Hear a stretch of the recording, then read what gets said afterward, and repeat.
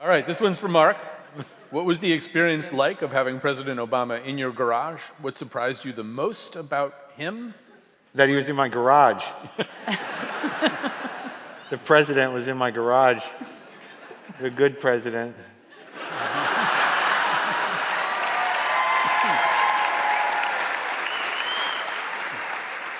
You know, it was so crazy. The whole thing was so crazy, my concern really going into that interview, knowing that I was not planning on doing a political interview, that I wanted to do what I do, which is a personal, candid conversation with somebody, and that what I was going in to do that. I got hung up because in the house it was just me and my producer Brendan McDonald. And we're waiting for the Secret Service to come, and the president, and we're just sitting there, and I'm like, do I need to wear a jacket? You know, like I was asking questions like that. Is it rude of me not to wear a sports jacket in my own garage? When the president's gonna come? And I was like, screw that, I'm wearing my plaid shirt, and I'm gonna treat this like any other WTF. And what did you wear? Just a plaid shirt. That sounds right. Yeah. Like the ones we have. We dress alike. We used to show up at comedy festivals with the exact same bell bottoms on, and it was so weird. That we had one time we showed up at a comedy festival, taking out, and we were dressed exactly the same. And it's like if you looked at our feet and moved up at the same time, you'd be like, I don't know who it is. I don't know who it is. And then you get to the head, and you're like, still a little not sure. No. I always feel that way, yeah. He texted me this morning saying, I don't think I'm wearing what you're wearing today. Anyway, go ahead. He texted back, are you wearing a skirt? And I said, yes, finally, thank God. That's exactly how it went, the dialogue. So I can double check my phone, but I'm pretty sure that was it. It was much funnier on the phone. Back to Obama. Yes, so I'm waiting. It was kind of funny because about 15 Secret Service were there. We had set up listening stations for staffers. They were recording it. The White House was recording it. There's a dozen LAPD. They had tented the driveway, so it was a tunnel, and they built a carport because there were sight lines. I had to ask my neighbor, Dennis, if we could put snipers on his roof. He's retired. He was thrilled. He was like, something was happening. Wait, seriously, is that true? Yeah. Wow. So it was a big day. So the Secret Service was there, and they were like, all right, here's how it's going to go down. You know, when he's 20 minutes out, we're going to give you a heads up. And then you can, when he's 5 minutes out, we'll stand in front of the garage, and you'll greet him there. And I'm like, in front of my garage? You know, they're telling me what to do in my house. So I probably was just thinking that. So, but the funny thing is that Obama, he takes the what is it, Air Force Two, the helicopter? What do they call it? What is it? Marine One.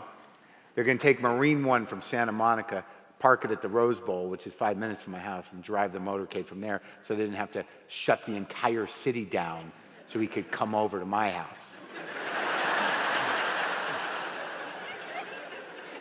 Just my neighborhood. And most of the people were excited. A couple people were pissed. My neighbors across the street were like, we're getting out of town. All right, go. So, but here's what I'm getting to the answer to the question. I'm not just telling you. No, you're doing well. The Obama story. So like all of a sudden, like the sky is empty and you see the two Ospreys and Marine One flying in the air.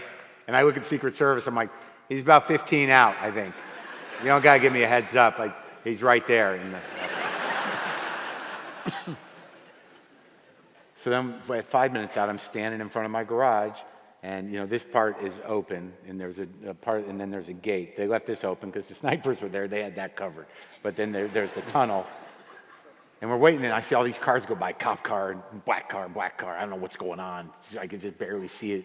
And then a car stops, and then all of a sudden, a bunch of people come out, like staffers, and I don't know who's there. And all these people are coming towards my garage. And I'm like, I don't see the president. And then just out of this crowd of people, this arm goes up and goes, Mark! And I'm like, hey, Mr. President! And he walks up to me and he pats me on the back. He goes, we're gonna have a good time, right? And I'm like, I don't know, man. I hope so. But the truth is, to answer your question, he was very disarming and very grounded, and put me at ease, which is important in that situation. And I had organized more than I usually do for that. There were definitely questions I had, and I wanted to keep him, in the parameters of not getting too wonky. But there was shit that had to be dealt with. That horrible shooting had just happened in, was it North Carolina? The Dylan Roof had just killed those people. And what? South Carolina.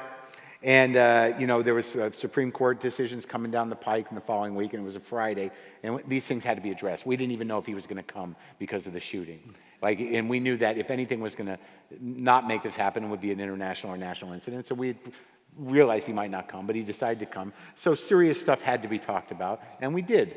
And then we got to the lighter stuff, and it worked out pretty well, and I was happy that I honored what I do, and I was surprised that I was so comfortable. I'd like to frame it as comfort rather than disrespect, that, when I was talking to him, I was, and I do this all the time, I was finishing his sentences, I was, I was referring to him as man, and it happened within 10 minutes, and I'd like to credit him for making me that comfortable, as opposed to think I was disrespectful in any way.